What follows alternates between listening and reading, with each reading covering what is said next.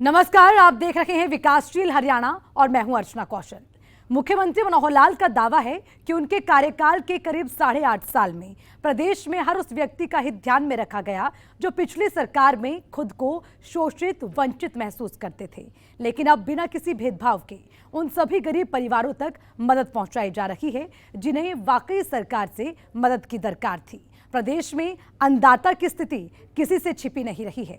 मिट्टी से सोना उगाने वाले किसान आए दिन अपनी बदहाली पर आंसू बहाने को मजबूर थे, लेकिन मुख्यमंत्री मनोहर लाल का दावा है कि उन्होंने अपने कार्यकाल में किसानों की बदहाली दूर करने को लेकर हर संभव प्रयास किए हैं, जिससे अन्नदाता की चुनौतियां कम हो सके।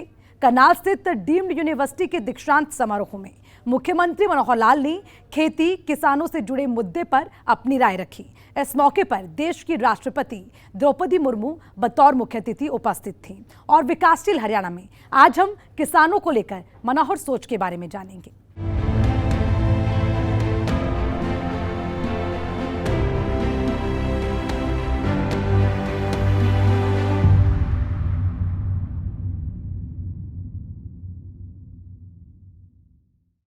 करनाल स्थित राष्ट्रीय डेयरी अनुसंधान संस्थान का 19वां दीक्षांत समारोह आयोजित किया गया।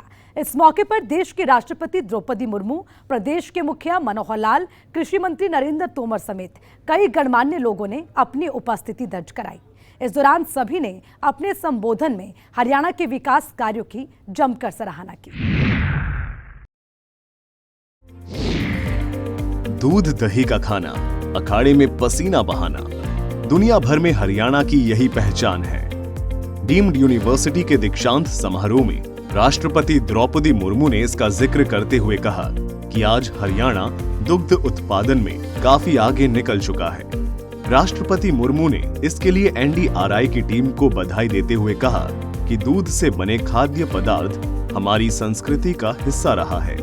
माँ के दूध के साथ गाय का दूध स्वास्थ्यवर्धक माना गया है। हिंदू धर्म में दूध को अमृत का स्थान दिया गया है। अपने संबोधन में राष्ट्रपति द्रौपदी मुर्मू ने कहा कि डेयरियों में 70% भागीदारी महिलाओं की है। मुझे बताया गया है कि आईसीआर द्वारा जारी रैंकिंग में एनडीआरआई पिछले 5 वर्षों से लगातार देश के सभी कृषि विश्वविद्यालय में प्रथम स्थान पर बना रहा है। मैं इस उपलब्धि के लिए एनडीआरआई की पूरी टीम को बहुत बहुत बधाई देती हूँ।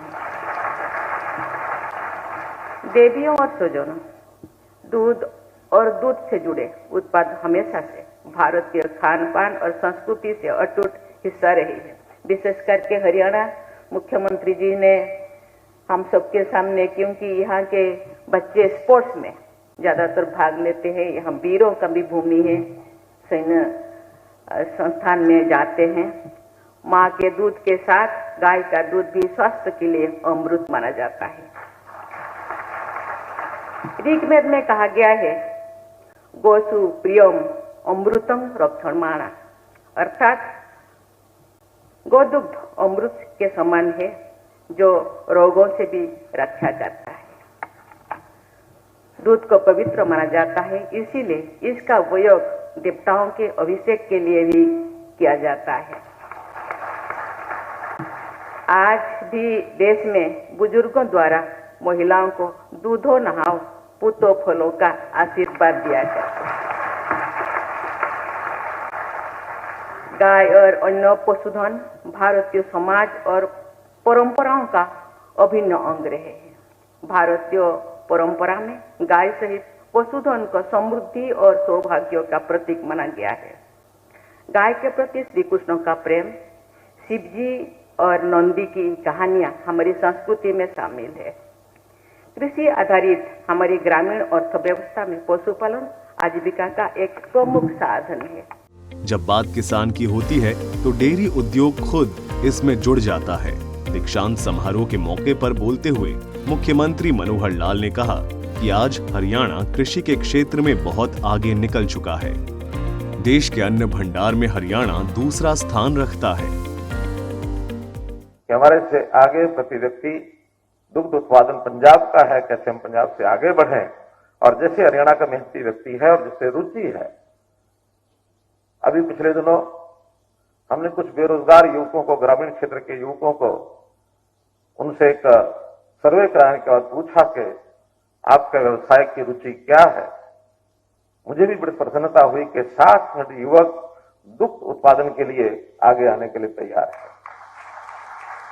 उनके लिए हमने बैंकिंग सेक्टर से बात की है, हमने साझा डेयरी कोऑपरेटिव सेक्टर में भी इस विषय को आगे बढ़ाने के लिए विचार किया है और संकल्प है कि देश को दूध की जो आवश्यकता है, हमारा देश संयोग से दुनिया का आबादी में सबसे बड़ा देश बन गया है। 140 करोड़ की आबादी है और दूध की आवश्यकता भी निरंतर बढ़ रही है।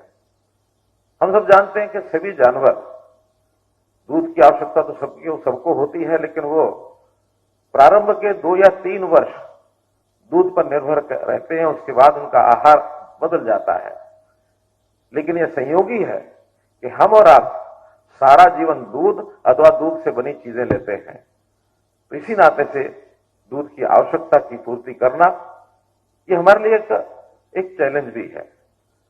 और एनडीआरआई, मैं समझता हूं इस संस्थान जिस प्रकार की रिसर्च यहां हो रही है, अभी जैसे आज गिर नस्ल की जो एक क्लोन से एक बछड़ी, उसका जो जन्म कराया है, एक नया प्रयोग, एनडीआरआई को मैं बहुत बधाई देता हूं। और इस प्रकार के प्रयोग से, नस्ल सुधार के प्रयोग से दूध का उत्पादन भी बढ़ेगा, ऐसा मैं मानता हूं। एक तरफ हरियाणा कृषि के क्षेत्र में दुनिया में मिसाल पेश कर रहा है, तो दूसरी ओर चुनौतियों की भी भरमार है। मुख्यमंत्री मनोहर लाल ने इस पर चिंता जाहिर करते हुए कहा कि हमें अच्छे स्वास्थ्य के लिए अन्न की गुणवत्ता में सुधार करने की जरूरत है। पानी को कैसे अधिक से अधिक बचाए, इस पर किसानों को सोचना होगा। विशेष तौर पर क्योंकि हरियाणा का मुख्यमंत्री तो मैं हूं, लेकिन उससे पहले करनाल के विधायक होने के नाते भी मैं आपका बहुत बहुत अभिनंदन करता हूं।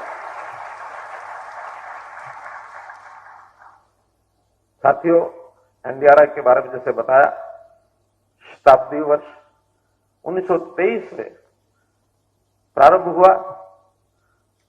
करनाल में तो 1955 में ही स्थापना हुई, इससे पहले बेंगलोर में इसकी स्थापना हुई थी। और फिर जैसा बताया 1989 में एक डीम्ड यूनिवर्सिटी का दर्जा भी एनडीआरआई को मिला है। तब से निरंतर आप एक प्रगति कर रहे हैं और एनडीआरआई का नाम पूरे देश भर में ये बना है। और जो यहाँ के हमारे छात्र, पूर्व छात्र, उन्होंने जो अनुसंधान किए हैं, उसके कारण से ही ये उपलब्धि मिली है। आज हम पढ़ने वाले जो यहाँ पिछले सालों में छात्र पढ़ने के लिए आए, मन में संकल्प होता जब पढ़ने के लिए आदमी आता है, शिक्षार्थ आइए, सेवार्थ जाइए।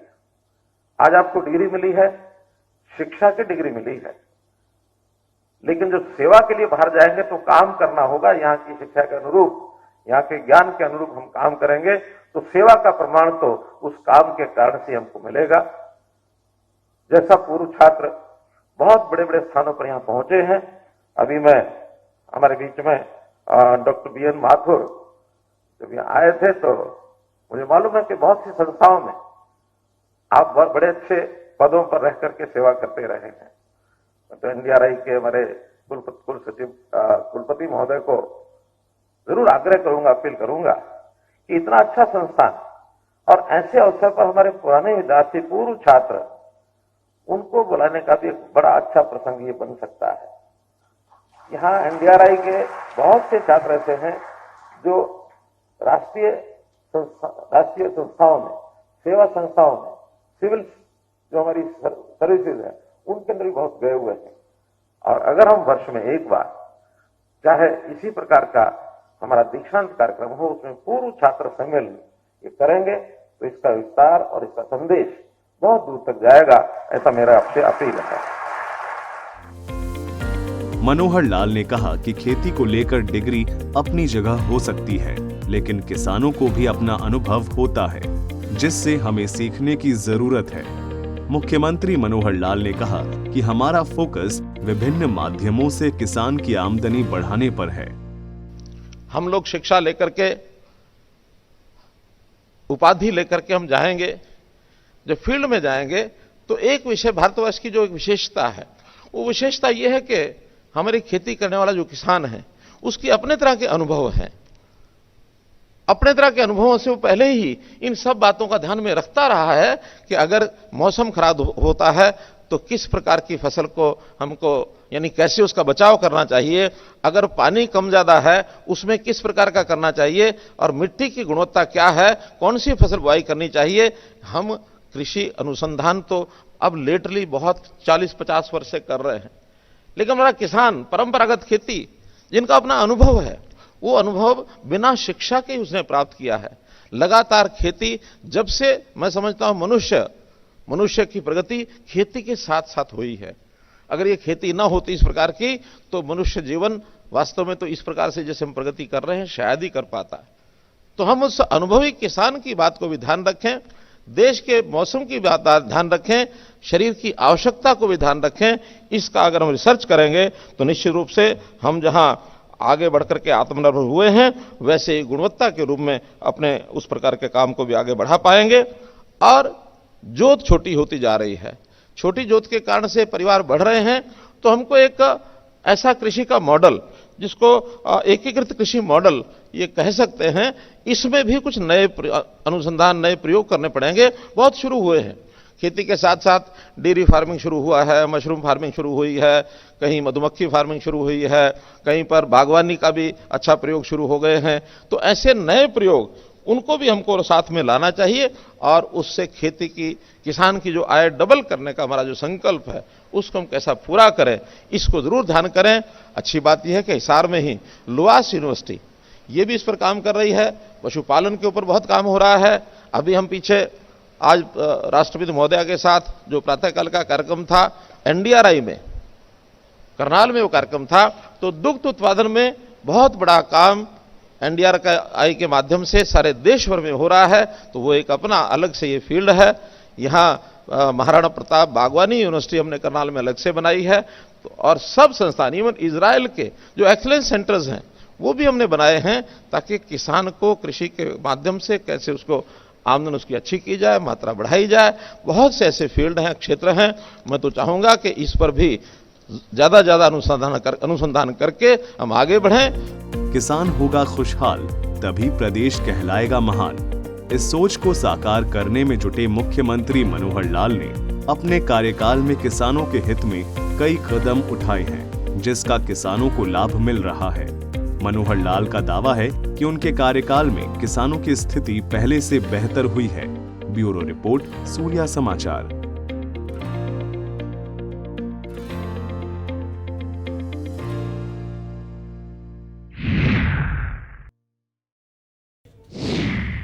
किसानों की उन्नति ही देश की प्रगति है। इस सोच के साथ मुख्यमंत्री मनोहर लाल ने किसानों के हित में एक के बाद एक कई कदम उठाए हैं, जिसका लाभ प्रदेश के हजारों लाखों किसानों को मिल रहा है। किसानों ने अब परंपरागत खेती को पीछे छोड़कर आधुनिक खेती पर बल देना शुरू कर दिया है, जिससे छोटे बड़े सभी किसानों को सालाना लाखों रुपए की आमदनी हो रही है। देखिए इस रिपोर्ट में।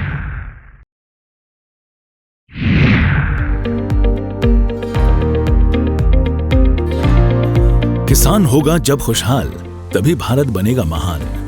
अन्नदाता की खुशहाली को लेकर ऐसी बातें हम सभी सुनते आए हैं, लेकिन देश में किसानों की बदहाली भी किसी से छिपी नहीं रही है। देश का पेट पालने वाला किसान कई बार खुद भूखे पेट सोने को मजबूर होता है। कभी प्रकृति की मार तो कभी बाजार में फसलों का सही भाव नहीं मिलना किसानों के सामने बड़े संकट के रूप में होते हैं। खेती किसानी घाटे का सौदा कहलाने लगा है, जिससे कई बार अन्नदाता अपने हालात पर आंसू बहाने को मजबूर होते हैं। प्रदेश के मुखिया मनोहर लाल खुद किसान परिवार से आते हैं, लिहाजा उन्होंने किसानों के इस दर्द को महसूस किया है और पिछले 8 सालों में कई ऐसी योजनाएं चलाई हैं, जिसका लाभ प्रदेश के किसानों को मिल रहा है। मुख्यमंत्री मनोहर लाल किसानों से आह्वान करते नहीं थक रहे हैं कि परंपरागत खेती को छोड़कर आधुनिक तौर तरीके से खेती किया जाना लाभकारी है। ऐसा कर किसान न सिर्फ अपनी आमदनी बढ़ा सकेंगे, बल्कि प्राकृतिक संसाधनों जैसे पानी की भी कम खपत होगी। बहुत योजनाएं हमने बनाई हैं, आगे भी बनाएंगे। समय के हिसाब से योजनाएं बनेंगी, वो सफलता मिलेगी, आपका साथ उसमें चाहिए। अगर हमें बीमारी वाले अनाज से मुक्ति पानी है तो अनाज की क्वालिटी अच्छी चाहिए, क्वांटिटी भी चाहिए, मात्रा भी चाहिए, लेकिन उसकी गुणवत्ता भी चाहिए। तो उसके लिए प्राकृतिक खेती के उपयोग, उसके लिए नेचुरल खेती के उपयोग, ये सारे करने होंगे। और फिर उसकी मार्केटिंग करनी होगी, क्योंकि आज ऑर्गेनिक के लिए तैयार तो बहुत लोग हैं, खरीदार कई बार नहीं होते हैं। उसका अनाज पैदा होने के बाद मंडी में जाने के बाद पता नहीं लगता कि ये प्राकृतिक है कि नहीं है, ये ऑर्गेनिक है कि नहीं है। सब एक जैसा मिलता है। शुरू में 2-3 साल उसकी क्वांटिटी भी कम होती है, मात्रा भी कम होती है। तो इसके लिए भी नए प्रयोग शुरू कर रहे हैं, उसमें सब्सिडी भी दे रहे हैं कि नेचुरल खेती के ऊपर सब्सिडी मिलेगी, थोड़ी मात्रा कम भी हो तो भरपाई सरकार करेगी। लेकिन उस बीमारी में से बाहर निकलना है। पानी की कमी, माइक्रो इरिगेशन, इसके प्रोजेक्ट बनाएंगे, उसके लिए सरकार खूब पैसा खर्च कर रही है। 85% सब्सिडी जो किसानों का समूह अप्लाई करता है उसको हम 85% देते हैं, 15% ही उससे लेते हैं। 15 इसलिए लेना पड़ता है कि भाई थोड़ा उसको भी लगे कि मेरा अपना है ये। मुख्यमंत्री मनोहर लाल के भरोसे पर उतरकर जो किसान पारंपरिक खेती को छोड़कर आधुनिक खेती को अपना रहे हैं, ऐसे किसानों को प्रदेश सरकार की ओर से प्रगतिशील किसान सम्मान से सम्मानित किया जा रहा है। राज्य स्तर पर प्रथम पुरस्कार प्राप्त करने वाले किसान को 5 लाख रुपए की नकद राशि दी जा रही है। इसी तरह 3-3 लाख रुपए के 2 पुरस्कार और 1-1 लाख रुपए के 5 पुरस्कार दिए जा रहे हैं। इसके अलावा जिला स्तर पर 50-50 हजार रुपए दिए जा रहे हैं। प्रगतिशील किसानों को दिए जाने वाले इस सम्मान के पीछे मुख्यमंत्री मनोहर लाल की सोच उन किसानों को प्रेरित करना है जो अभी भी पारंपरिक खेती कर रहे हैं। किसान के हित में योजनाएं बनाएंगे और डिपार्टमेंट अगर कहीं फेल है तो हम इनको पकड़ेंगे कि अगर कुछ सीखना तो किसान से सीख लो। हो सकता है हमारे कृषि विश्वविद्यालय से भी ज्यादा जानकारियां ये किसान रखते होंगे हर एक तरह के रिसर्च में हमारे किसानों को, और उसमें भी हरियाणा में प्रगतिशील किसान बहुत है। मुझे पता है कि आज से 6 साल पहले मैंने एक बार आंकड़ा इकट्ठा कराया था। उस समय 550 किसान ऐसे थे जो प्रगतिशील थे। हमने कहा कि प्रगतिशील किसानों की योजना बनाओ, अपने जैसे 5 किसान और तैयार करो, ये टारगेट दिया था। और उसमें प्रगतिशील किसानों के लिए इनाम भी रखा था, तो 1 लाख, 2 लाख, 3 लाख ऐसे कुछ राशि रखी थी। ऐसे कोई प्रगतिशील किसान हैं जिन्होंने अपने बराबर के किसानों की संख्या बढ़ाई हो और उनको कोई इनाम मिला हो? एक आध को मिला है क्या? 1, 2, 3, 4, 5, 7, 8, 10, अभी 10-15 ही हैं। मैं कहता हूं सभी 550 जो उस लिस्ट में थे उनको अपने जैसे किसान और बढ़ाने चाहिए। अरे भाई, हमारी आमदन तो है ही है, लेकिन हम अपने पड़ोसी के किसान को भी वैसा बढ़ा देंगे तो हमारी आमदन घटेगी नहीं। उस प्रकार की खेती वो करना शुरू कर देगा। और प्रगतिशील किसान ऐसे ऐसे हैं हमारे, वो दादलू के, क्या नाम है दादलू वाले रणबीर सिंह, हरबीर सिंह बैठे हैं। हरबीर सिंह नहीं आए। हरबीर सिंह का कहना है कि मैं 1 एकड़ में अपनी खेती में 10 लाख रुपए कमाता हूं एक साल में, 10 लाख रुपए। ऐसे ऐसे और कई किसान हैं 4-4, 5-5 लाख रुपए कमाने वाले। सब्जियों की बुआई करते हैं, ग्रीन हाउस बढ़ाते हैं, सब्जियों का एक्सपोर्ट करते हैं, उन सब्जियों को दिल्ली के होटलों में बेचते हैं। और अच्छी नई प्रकार की सब्जियां, मौसम के अलावा गैर मौसमी फसलें बोना, बहुत बड़े काम करते हैं।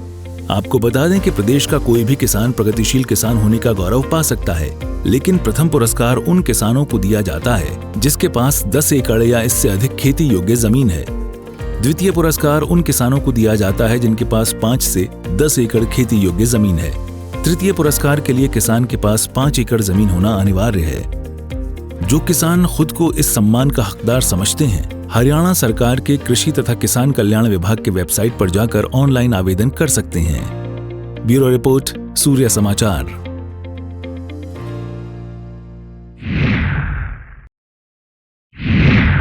प्रदेश में किसानों की आमदनी बढ़ाने को लेकर मुख्यमंत्री मनोहर लाल ने कई योजनाएं चलाई हैं, कई योजनाओं पर अभी काम जारी है। छोटे किसानों को खास तरह की ट्रेनिंग दी जा रही है, तो वहीं पर किसान मित्र योजना के जरिए बड़े किसानों के साथ छोटे किसानों को जोड़ा जा रहा है। फसलों की सिंचाई के लिए पानी उपलब्ध करवाया जा रहा है। मार्केटिंग पर विशेष फोकस किया जा रहा है ताकि प्रदेश का हर किसान खुशहाल हो सके। किसानों के नाम पर राजनीतिक रोटियां तो खूब सेकी गईं, चुनावी दावे और वादे भी हुए, लेकिन इस बात से मुंह नहीं मोड़ा जा सकता कि प्रदेश में कई ऐसे छोटे बड़े किसान हैं जिन्होंने खेती किसानी को नुकसान का सौदा मान लिया था।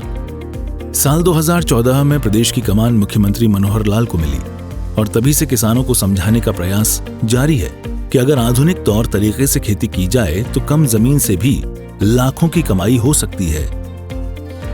मशरूम की खेती है, डेयरी फार्मिंग है, मधुमक्खी पालन है, कहीं फूलों की खेती है, कहीं जो भी कोई खेती के साथ मिला करके हम काम कर सकते हैं, उन कामों की तरफ भी लोगों को आगे बढ़ाना पड़ेगा ताकि थोड़ी जमीन भी है, फसल जितनी होती है ले, ज्यादा से ज्यादा ले, अच्छी फसल ले, साथ में कोई ना कोई काम और कर ले, और करेंगे तो उसमें से भी अपनी आमदन बढ़ेगी।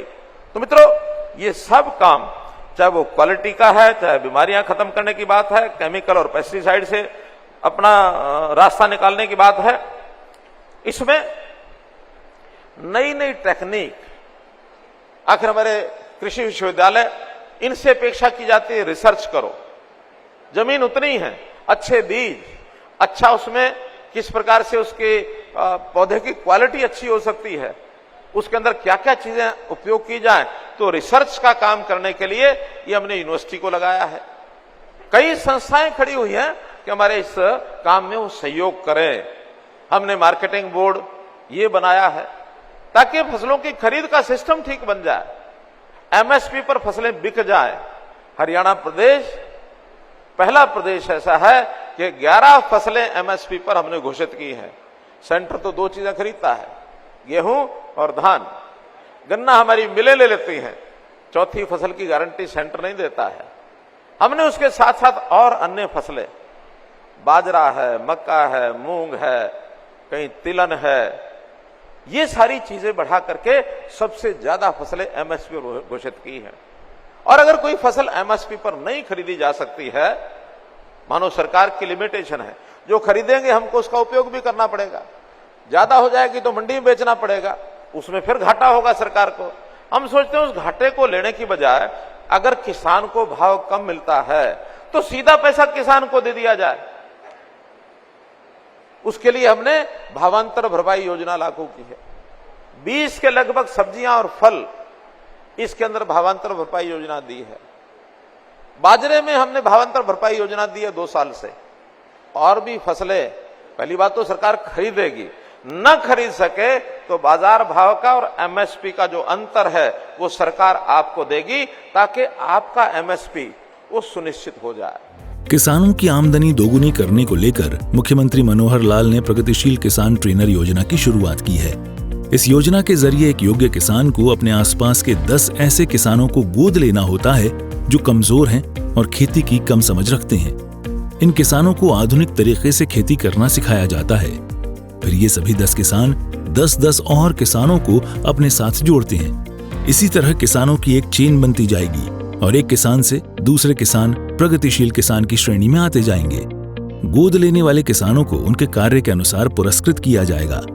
प्रदेश में किसानों का एक बड़ा तबका आर्थिक रूप से कमजोर है, जिन्हें सरकार की ओर से हर संभव मदद दी जा रही है। लेकिन सरकारी मदद से एक कदम और आगे बढ़ते हुए मुख्यमंत्री मनोहर लाल ने प्रगतिशील किसान मित्र योजना की शुरुआत की है। इस योजना के तहत एक मजबूत और सफल किसान को आर्थिक रूप से कमजोर और कम जानकारी वाले 100 किसानों को गोद लेना होता है।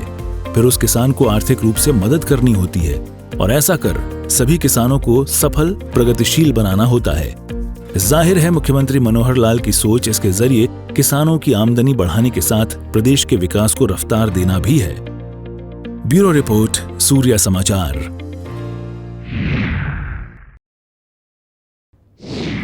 तो देखा आपने, मुख्यमंत्री मनोहर लाल दिन रात किसानों के हित में लगे हुए हैं और योजनाएं चलाकर लगातार किसानों को लाभ पहुंचा रहे हैं। विकासशील हरियाणा में मेरे साथ आज के लिए इतना ही। मुझे दीजिए इजाजत। कल किसी और मुद्दे पर फिर आपके सामने हाजिर होंगे। नमस्कार।